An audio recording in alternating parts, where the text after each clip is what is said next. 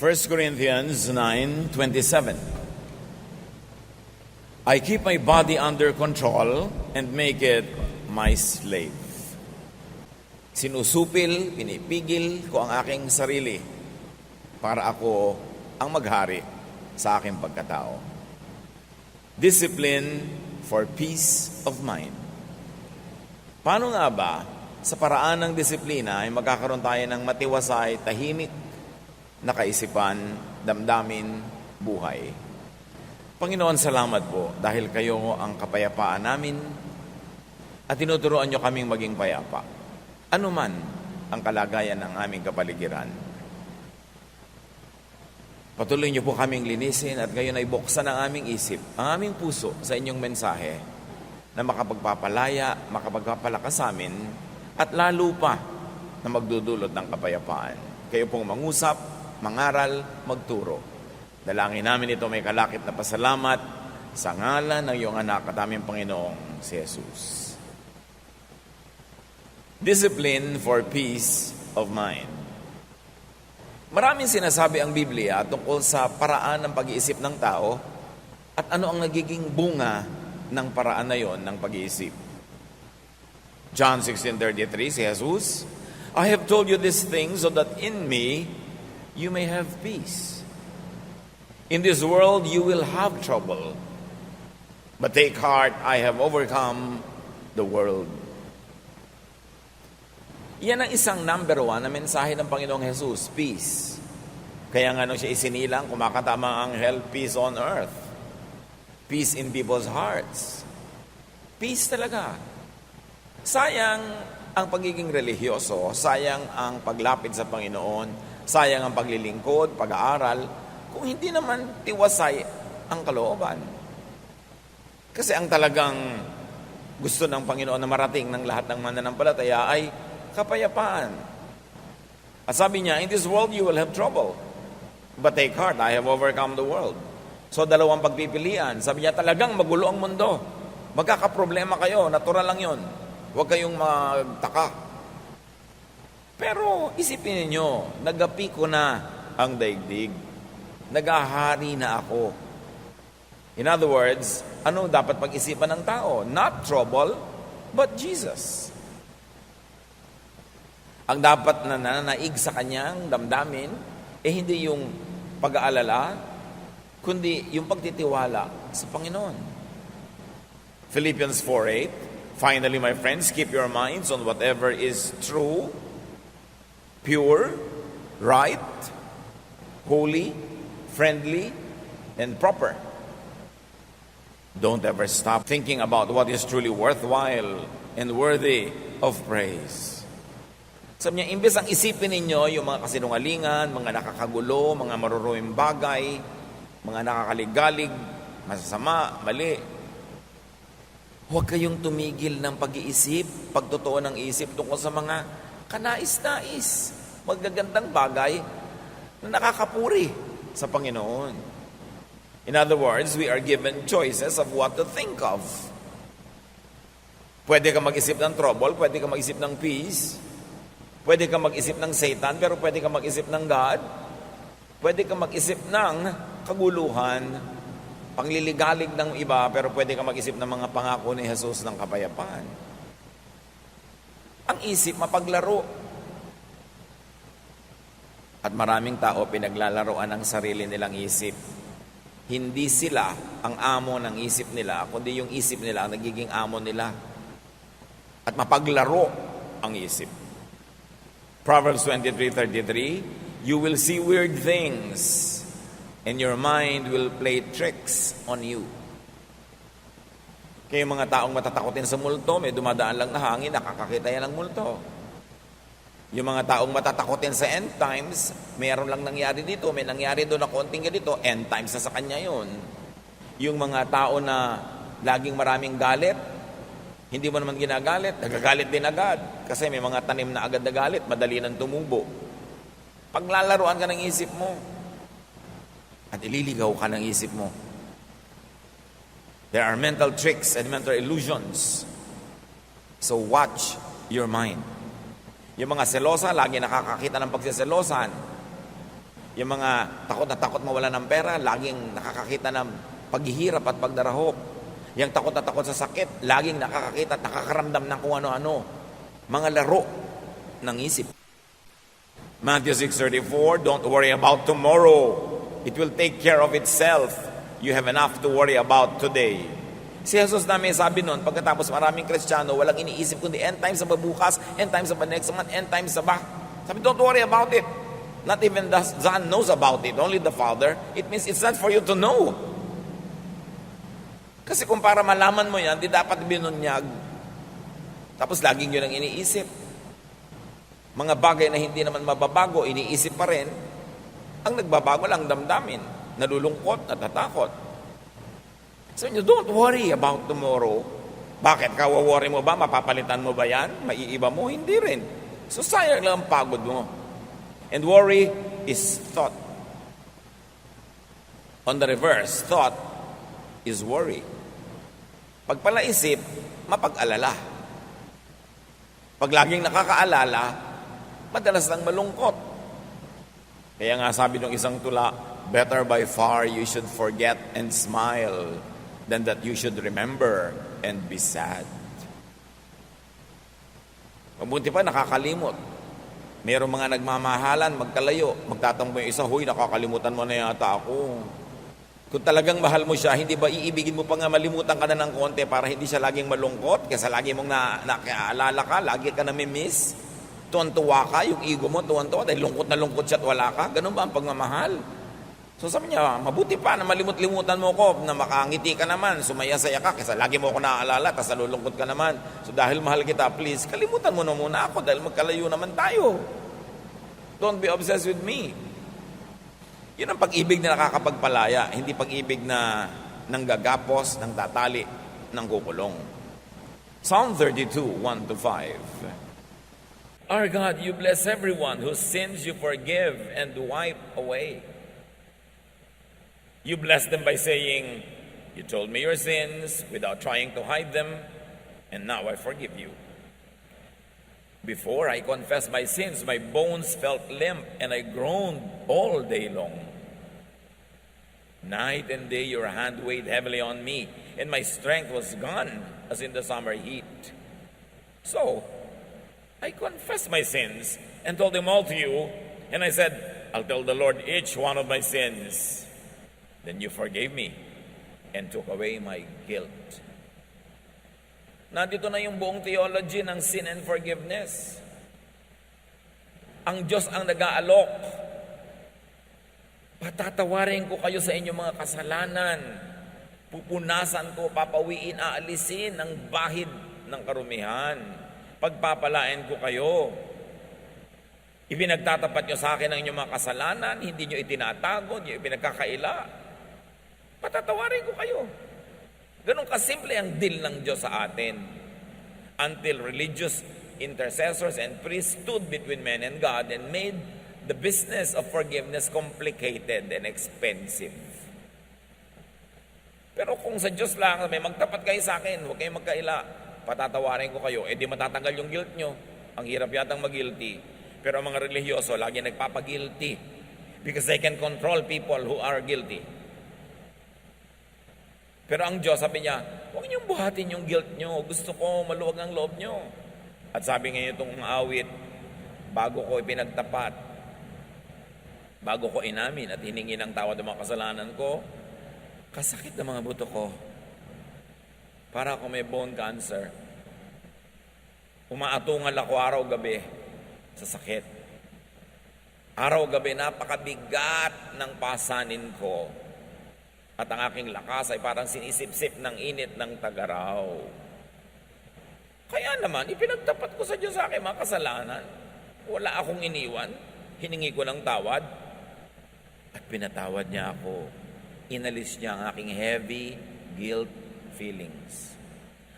Ang ministry ng Diyos, mang-alis ng guilt. Ang ministry ng mga relihiyosong nagpapahirap ng buhay ng kapwa, magpagilty. Kumusta? Ang damdamin nyo ngayong oras na to, kayo ba'y punong-puno ng guilt o malaya, magaan? Hindi dahil holy kayo, hindi dahil tayo ay perfect, kundi dahil nagtatapat tayo sa Diyos at pinapatawad naman niya tayo, at nagtatapat tayo. Mahirap na dala ng isip yung guilt. But guilt, forgiveness, peace are all thoughts. Nasa isip yan. Confess unto peace. Diretso sa Diyos. Hindi mo kailangan padaanin pa kung kani-kaninong tao yung confession mo. May bayad pa. Diretso sa Diyos. Yan ang gusto niya. Yan ang pinapalaya niya tayo. Hindi niya tayo hinahanapan ng perfection. Ang ginawa niya para mawala yung guilt natin, hindi siya nagre-require ng 100% holiness. Ipagtapat mo lang, ihingi mo ng tawad, and you are wiped clean.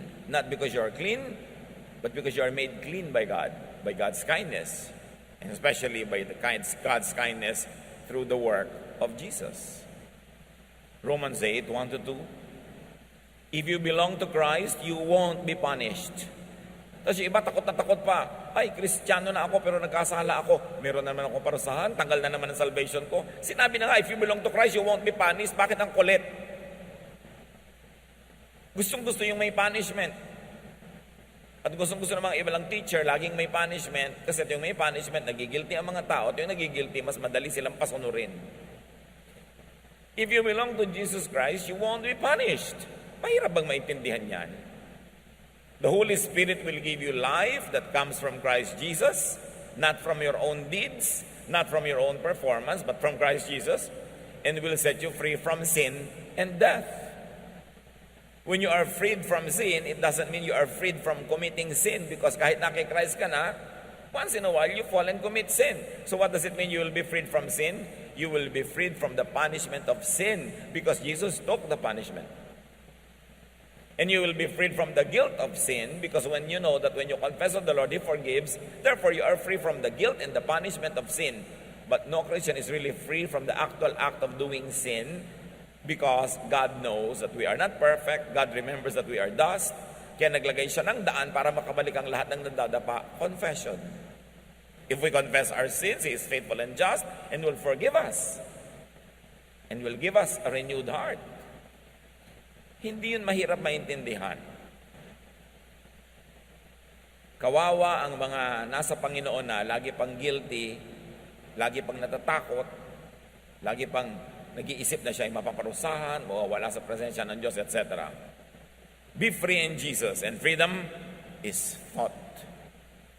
Again, nasa isip yan. Meanwhile, the thought of torture is punishment. Pag naiisip mong mapaparusahan ka, naiisip mong magugunaw ang mundo, maiisip mong dadaling ka sa impyerno na naman, nasa Panginoon ka na, matutorture ka lang. Nawawala yung joy of your salvation, bagamat hindi nawawala yung salvation. Romans 6:14, don't let sin keep ruling your lives. You are ruled by God's kindness and not by the law. Hindi ang ibig sabihin ng don't let sin keep ruling your lives, dapat hindi ka na nagkakasala. Ang ibig sabihin nun, yes, nagkakasala ka pa rin, hindi ka talaga perfect, ang kapatid mo, ang mga kasama mo, magkakasala pa rin. Pero huwag yung takot sa parusa ang maghari sa buhay nyo. Ang paghariin nyo sa buhay nyo ay ang Diyos, ang kanyang kabaitan, at hindi yung law na nagbibigay ng punishment. Romans 6:14, read it over and over again. Don't let sin keep ruling your lives. In other words, don't let the fear of sin and the guilt of sin keep ruling your lives. You are ruled by God's kindness, not by your perfection, not by the law, or not by obeying the law. It doesn't mean do not sin, but it only means do not be a slave of the fear of sin and punishment. But of course, it's always preferred that we minimize sin. You cannot be sinless, but you should sin less and less and less. That is desirable. But sinlessness is unattainable in this life. Sino man na mag-iisip noon ay laging mabibigo, laging magigilty, matotorture, wala yung peace. Kaya alam mo na hindi yun ang tamang reading eh.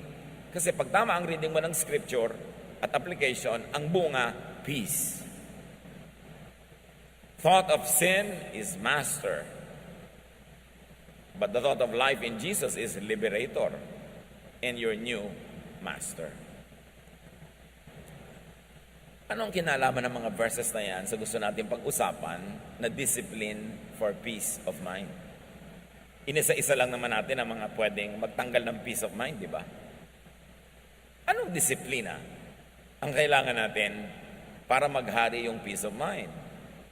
Unawain ito. Thoughts become emotions, and emotions become blood chemistry. Pag may naisip ka, magiging emosyon yun. Either nakakalungkot ang naisip mo, lulungkot ka. Nakakasaya, sasaya ka. Nakakapagpaselos, magseselos ka. Nakakapagpainggit, maiinggit ka. Basta may inisip ka, magkakaroon yun ng emotional equivalent in your system. And your emotion will change your blood chemistry. Napatunayan na ng siyensya yan. Kahit nga ang pag-iyak, bakit ang iyak ng iyak bago matulog, biglang ang sarap ng tulog? Kasi napatunayan na sa luha, kasama yung mga toxins, mga lason related to stress. Yung naninigas ang katawan mo, yung ikaw ay halos himatayin, yung hirap na hirap ka, yung toxin na yon lumalabas kasama ng luha. Kaya nalungkot ka, lumuha ka, lumabas yung toxin. Kaya yung mga hindi umiiyak, yung ayaw umiyak, nagtitigas-tigasan, yun na biglang naninigas eh. Kasi hindi na ilalabas yung emosyon. So, kung anong iniisip mo, magiging blood chemistry. Science has proven over and over that toxic thoughts show up as disease. Yung mga inggitera, selosa, mga inisin, masamain ng loob, magagalitin, mga laging may negative emotion, marami ang sakit. Kasi ang negative emotion changes blood chemistry, changes heartbeat, changes yung mga blood vessels, sumisikip, humataas ang blood pressure mo, kaya ka nagkakasakit. Di ba sabi nga nila, pag umiibig pa daw, nagkakaroon tagyawat, yan ang dapat patunayan. Pero again, emotion turning into disease. Kasi umiibig siguro, laging puyat, ayan, napapabayaan ang kasarili. Lagi nakakalumbaba, yan naman kamay marumi, nagkakapimpol. Pwedeng ganun. But the general idea is this: your emotion affects your health. Negative thoughts trapped in the mind cause problems like high blood pressure, digestive troubles. Subukan ninyo na kayo magpapa-interview o kakanta o tutula o haharap sa public o gagawa ng something nakakanerbiyos, naninigas ang tiyan nyo, di ba? Para kayo sinuntok. O kaya, nagkakayo ka LBM, o kailangan punta sa toilet. Ninenervyos ka, anong kinalaman sa digestive system mo? Meron. Negative emotions affect the digestive system. Di ba kaya nga kung nalulungkot ka, hindi ka makalulo ng pagkain, hindi ka makakain, hindi ka matunawan, anong kinalaman ng tiyan mo doon sa boyfriend mo na nakita mong may ibang kaakbay sa mall? Bakit hindi ka makalulon? Anong kinalaman ng lalamunan mo doon? Meron. Kasi yung emotion mo nakaka-apekto sa iyong katawan. Pero yun namang biglang tinextan ka ng sangkaterbang I love you, nako, sarap-sarap mong nguya at kumain. Ang pangunguyakoy mo ay talagang wagas. Dahil sa text. Ano ba yung text? Letra. Nakita ng mata mo yung letra, na-decode ng brain mong ibig sabihin. Inassign na niya ng emotional value. Sumaya ka. Sumarap. Ang napakatabang mong kinakain. Dahil sa iyong emosyon. Pero ano man ang sarap ng kinakain, naalala mo na yung boyfriend mo, iba kami ka-date na iba, naku, nawawala lang halaga lahat yan. Jeremiah 17:9, the heart is deceitful above all things and beyond cure. And read mind for heart. Talinghaga yun. Ang totoong tinutukoy dito, isip. Huwag padala sa isip. Kontrolin ang isip. Dinadala ka ng isip mo sa matatakot ka, dinadala ka sa magsiselos ka, dinadala ka sa magagalit ka, huwag kang padala, siya ang kontrolin mo. Proverbs 23:33, you will see weird things and your mind will play tricks on you. May nakita ka lang halimbawang kung anong papel na may telephone number sa bulsa ng iyong asawa. Your mind will play tricks. Kung ano-ano na ang mangyayaring kwento niya, buong-buo na yon. Kahit saan sila nag-check-in, anong minerienda nila, gaano sila katagal magkasama. Dahil paglalaro ka ng isip mo, dadalin ka actually sa gusto mong puntahan. Alam naman ng isip mo kasi yung takbo ng utak mo, kaya doon ka na niya dadalin. Kaya kung saan mo gusto papuntahin yung isip mo, mag-practice ka na doon nagpupunta yung iniisip mo. Kasi dadaling ka nun automatically when you are not in control. What you think of, you see. You imagine, you dream of. That's why dreams could become your realities. Pagka nabubuhay ka sa pantasya. Marami mga tao dahil sa fantasy, may pinafantasize sila isang tao na gustong-gusto nila, ini-imagine nila na gusto din sila. Hindi naman sila man lang kilala.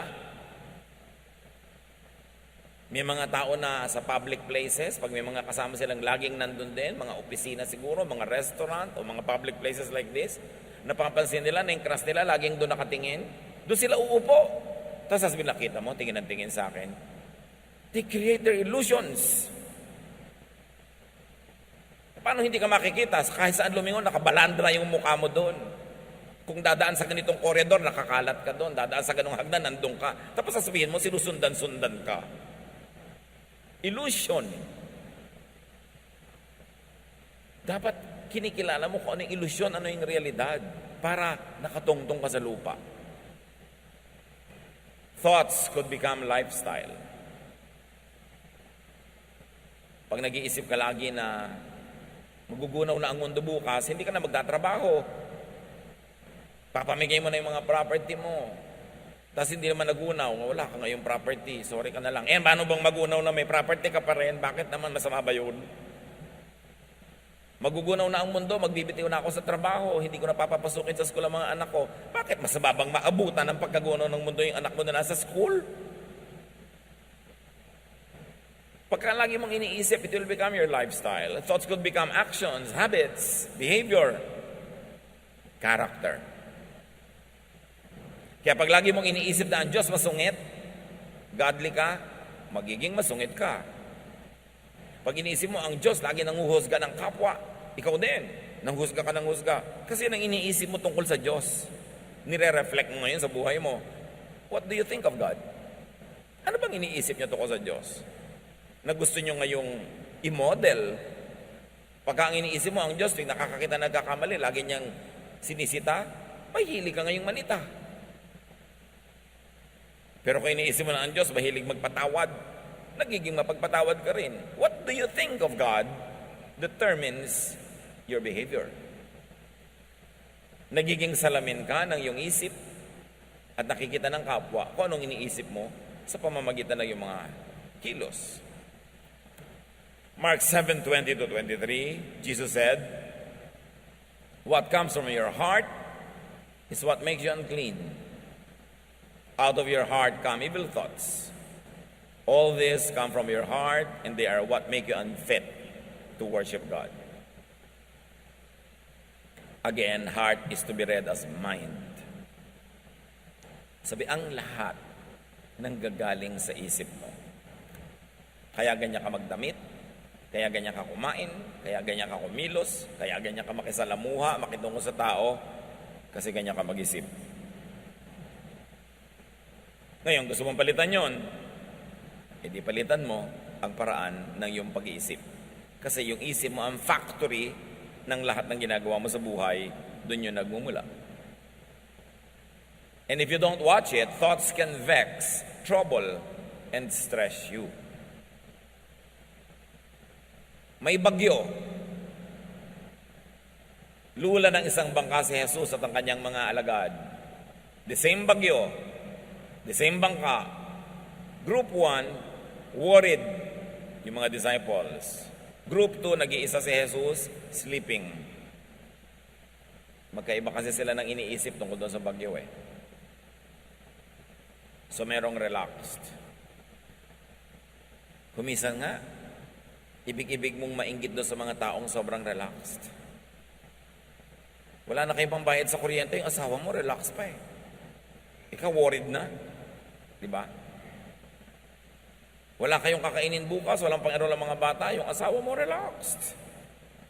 Ikaw, ngarag. 20 years later, pareho pa rin kayong buhay, pero ikaw, pumangit, tumanda. Siya, relax pa rin.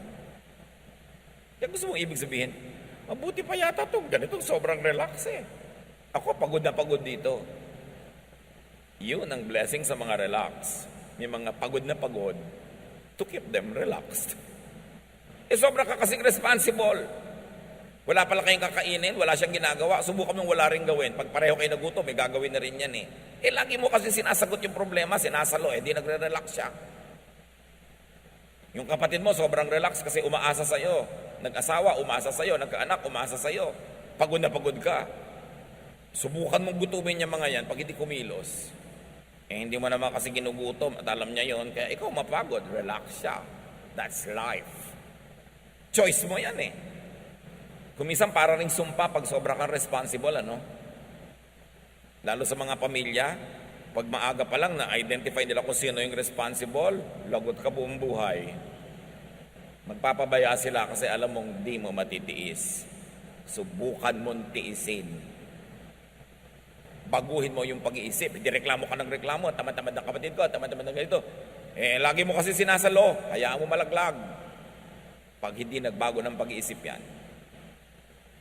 Minsan yung mga sobrang responsible, nagiging konsentidor na eh. We are already tolerating very bad behavior by rewarding the lazy and punishing the masipag. Yun ba ang justice ng Diyos? No. If you're always troubled in spirit, identify why. Daniel 7:15, I, Daniel, was troubled in spirit, and the visions that passed through my mind disturbed me. You see? Yung mga mahilig makakita ng vision, lagi na di-disturb. Well, once in a while, there are people who are really given visions so they could warn others. But most of the time, hindi naman vision yan eh. Subdivision, guni-guni. Marami mga self-appointed prophets, nakakakita ng demonyo kahit sa tasa ng tiya. Tinatakot ang buhay niya, tinatakot ang lahat. Everything is in God's hands. Why try to control what you cannot control? Ano ang nagpapagulo sa ating isip? Salain ang isip, kontrolin ang isip. Thoughts can calm, can soothe, can relax you. You see, in the same mind, thoughts that can stress you can thrive. But also in the same mind, thoughts that can relax you can flourish. So bakit man naman papapasok ng lagi yung nakaka-stress? Bakit hindi yung nakaka-relax? Manonood ka ng sine, horror pa. Ba't di nalang comedy? Ang lungkot-lungkot pa, nagbayad ka pa para ka malungkot. At bigat-bigat ng dibdib mo paglabas, gumagapang ka pa palabas ng sine dahil ang lungkot. Why? You have a choice. Psalm 119:52, I remember, Lord, your ancient laws, and I find comfort in them. So you see, ang daming laws, pero ang sino-focus niya, yung nakaka-relax, yung nakaka-comfort. Di ang bunga sa buhay niya, comfort. Psalm 27:4, one thing I ask from the Lord, this only do I seek, that I may dwell in the house of the Lord all the days of my life, to gaze on the beauty of the Lord. Isa lang naman ang hiling ko sa Diyos, sabi niya, na araw-araw nandun ako sa kanyang tahanan para pagmasdan ko, malimi-limi, maisip-isip ko ang kanyang kagandahan. Because beauty relaxes. So, sabi niya, gusto kong magpunta sa church araw-araw para ako ma-relax, para ma-enjoy ko ang kagandahan ng Panginoon. Tapos pagpunta mo doon, marami mga bully, marami mga huwes, marami mga hukom, marami mga abogado na umuusig sa'yo, nagja-judge sa'yo, hindi nakaka-relax yun. Hindi dapat ganun ang atmosphere in the house of the Lord. As you think, you become. You become, you are your thoughts. Ano pa talaga ang nagde-define ng ating pagkatao? Ito yung ating pag-iisip. Ikaw ay ang pag-iisip mo. Ang pag-iisip mo ay ikaw. Proverbs 23:7, for as he thinks in his heart, so is he. Paano ka mag-isip, magiging ganun ka. So change your life by changing your thoughts. Ang sinasabi lang nating change, yung nakaka-stress, yung nakakagulo, yun namang nakakapagpasaya, di huwag nyo nang palitan dahil masaya na kayo eh. O kaya palitan nyo ng mas nakakasaya pa. Romans 12:2, let God change the way you think. Then you will know how to do everything that is good and pleasing to Him. Gusto ng Diyos, relax ka, peaceful. Ayaw niya na ikaw ay stressed and vexed and troubled and afraid. Hindi business ng Diyos manakot. Business niyang magpatahan ng umiiyak, magpapayapa, humalo-alo para tayo matahimik. 1 Corinthians 14:20, stop thinking like children. In regard to evil, be infants.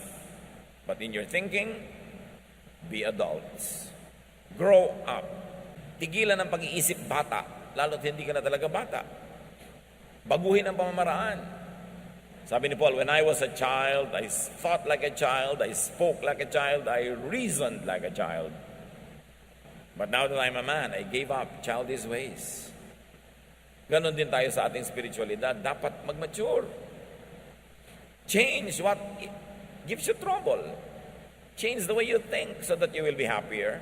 You will be more peaceful. Think your way into mental, emotional, and physical rest. Yung kapahingahan, parang isang pupuntahan. Yung pag-iisip, yun yung ruta na dinadaanan mo. Mag-isip ka sa paraan, ang ending, restful.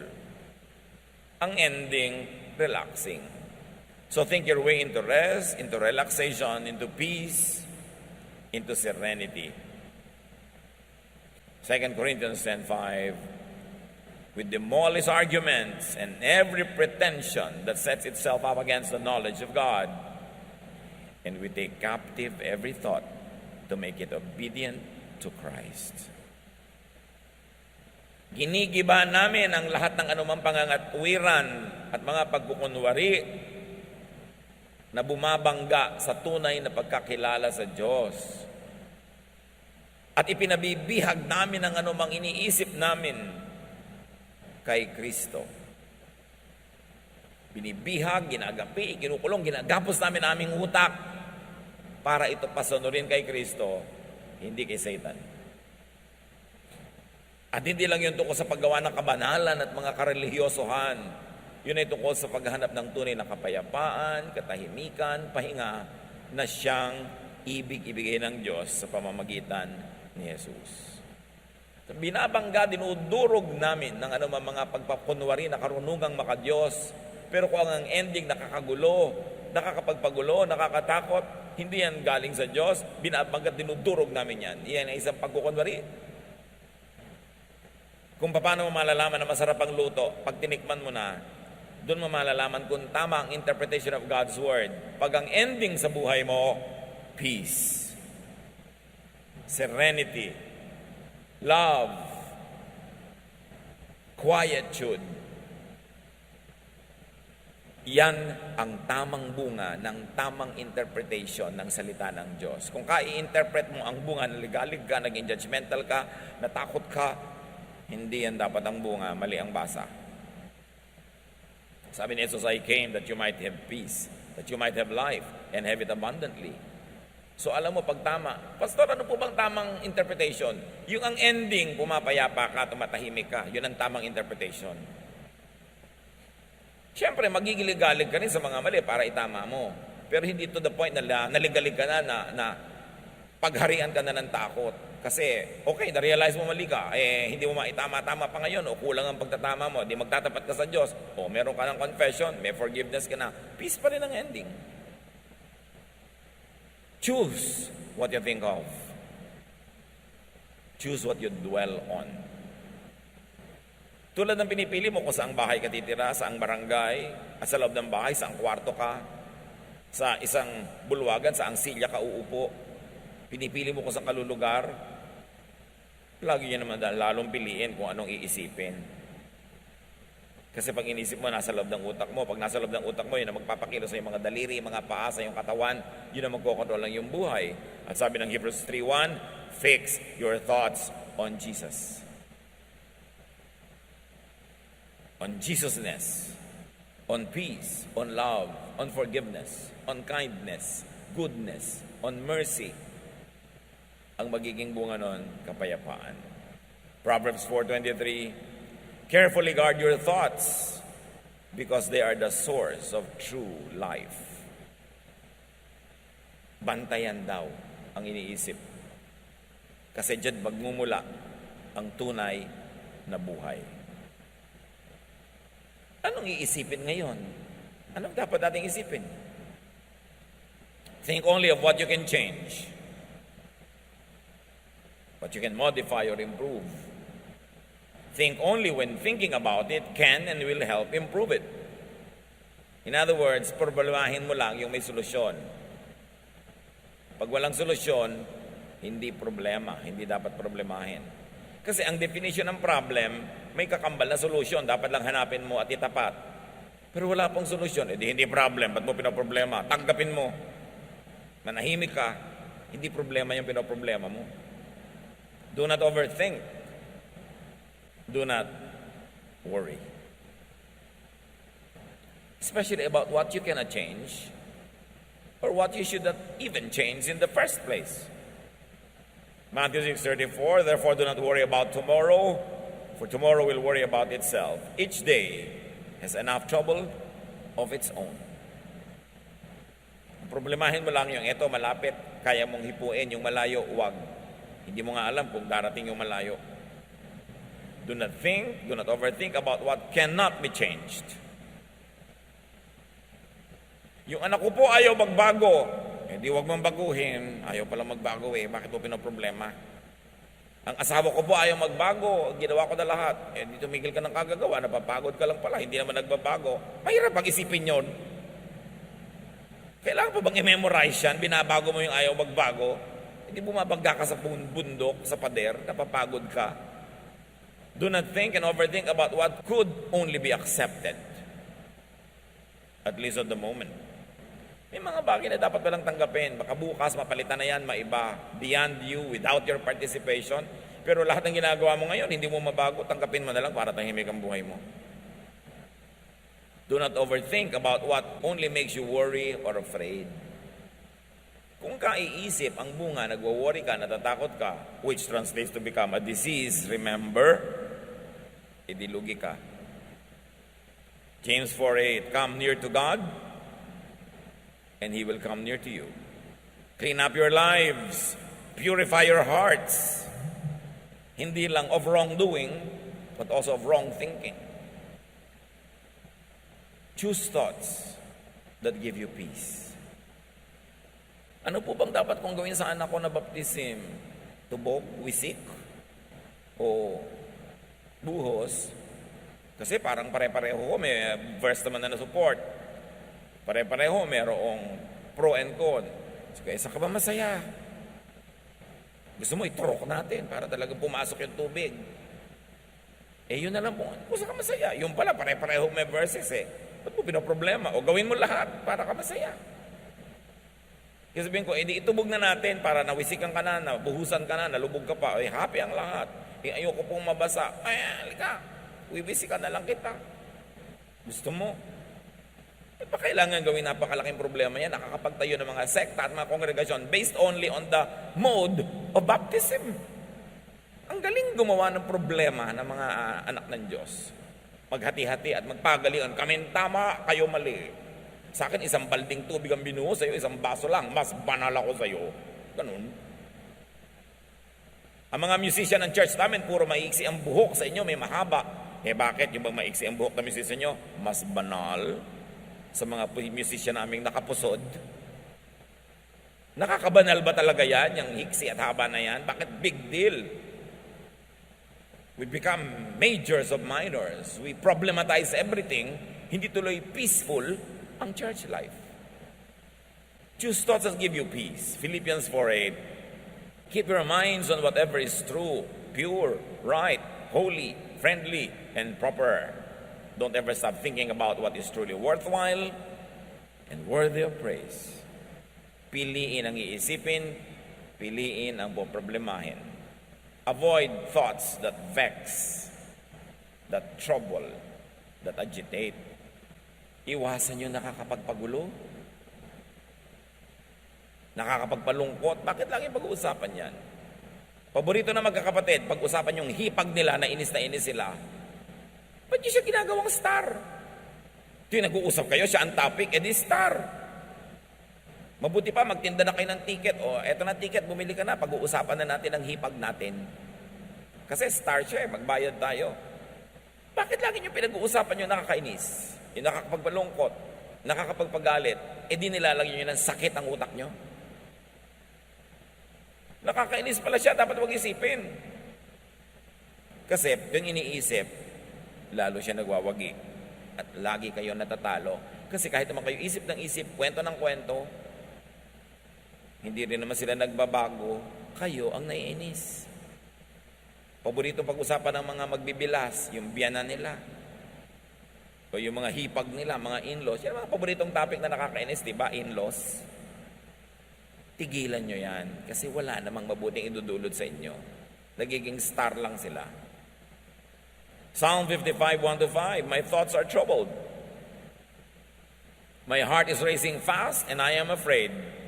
I am trembling with fear, completely terrified. You see, dahil sa thought, pati katawan ng inig, bumilis ang tibok ng puso, nasira ang katawan. Bakit yung papayagang laging mangyari yon? Ephesians 4:31, get rid of all bitterness, rage and anger, brawling and slander, along with every form of malice. Yan ay para sa inyong personal na kabutihan. Detox your mind. Marami naman nagde-detoxan ng katawan nila, umiinom ng pang-detox, nagpapaturok ng pang-detox, pero hindi binabantayan kung anong iniisip. Itong pinakamaraming toxic elements na pumapasok. Direct your thoughts. Turuan, utusan, akayin ang isip. Colossians 3:2, set your mind on things above, not on earthly things. Set your mind on things that give peace and serenity, not on those that trouble you. Kaya mga kapatid, very clearly, discipline your mind. Pag yung isip ay pumupunta na kung saan-saan, hoy, liko ka dyan, alis dyan, hindi ka dapat dyan pumunta. Discipline your mind. Psalm 139:23-24, search me, O God, and know my heart. It means know my mind. Test me and know my anxious thoughts. See if there is any offensive way in me or in the way I think. And lead me in the way everlasting. Suriin niyo po ang isip ko, ang pag-iisip ko, ang pinag-iisipan ko, at akayin niyo ang utak ko sa tamang daan na nagbibigay ng buhay na walang hanggan, buhay na masaya, buhay na payapa. Romans 8:6, if your minds are ruled by our desires, meaning emotions, meaning thoughts, we will die. But if our minds are ruled by the Spirit, we will have life and peace. So paghariin ang Espiritu ng Diyos sa ating kokote, sa ating isip. Proverbs 15:32, those who disregard discipline despise themselves, but one who heeds correction gains understanding. Discipline in thinking is very important. Proverbs 4:23, above all this, guard your heart or guard your mind, for everything you do flows from it. Bantayan ang isip kasi lahat ng ginagawa nyo doon nagmumula. Nandiyan kayo ngayon kasi diyan nyo pinapunta ang inyong isip. John 14:27, sabi ni Jesus, I am leaving you with a gift, peace of mind and heart. And the peace I give you is a gift the world cannot give. So don't be troubled and afraid. May iiwan ako sa inyong regalo, kapayapaan ng isip, katahimikan, katiwasayan. At ang katiwasayan na itong ako nagbibigay, hindi yan maibibigay ng mundo. Kabaligtaran nga ang binibigay ng mundo, gulo. Sabi, kaya huwag kayong matakot, huwag kayong mangamba. 1 Corinthians 9:27, ang ating opening verse, I keep my body under control and make it my slave. Apply it to your mind. Then say, I keep my mind under control and make it my slave. Discipline your mind unto peace and serenity. Kung magulo ang isip nyo ngayon, ligalig kayo, takot, likhan nyo yan. Walang ibang may likha niyan.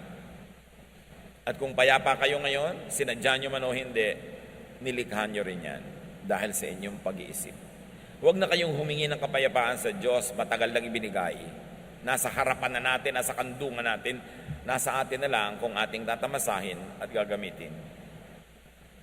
Sayang ang buhay na puro gulo ng isip, puro takot, puro pangamba, di naman naiiba. Sabi ni Lord, huwag kayong masurprise na may trouble. In this world you will have trouble. Natural may trouble. Huwag niyo isipin, ay may trouble, bakit may trouble? Natural meron. Pero ang ako ang isipin nyo, napagtagumpayan ko na ang lahat ng yan, at ang aking tagumpay ay inyo ring tagumpay, tamasahin nyo ito. Enjoy a life of peace. Trust in God through Jesus. Change the way you think and have a better life. Dear Lord, we thank you that we can enjoy peace because of Jesus and because of your love. Gisingin nyo kami. Pukawin nyo ang aming isip. At suriin namin ang aming mga sariling paraan ng pag-isip na nagbubunga ng kaligayahan o kalungkutan, katiwasayan o ligalig o bagabag. Kami rin ang may gawa nito. Turuan nyo kaming suriin ang aming sarili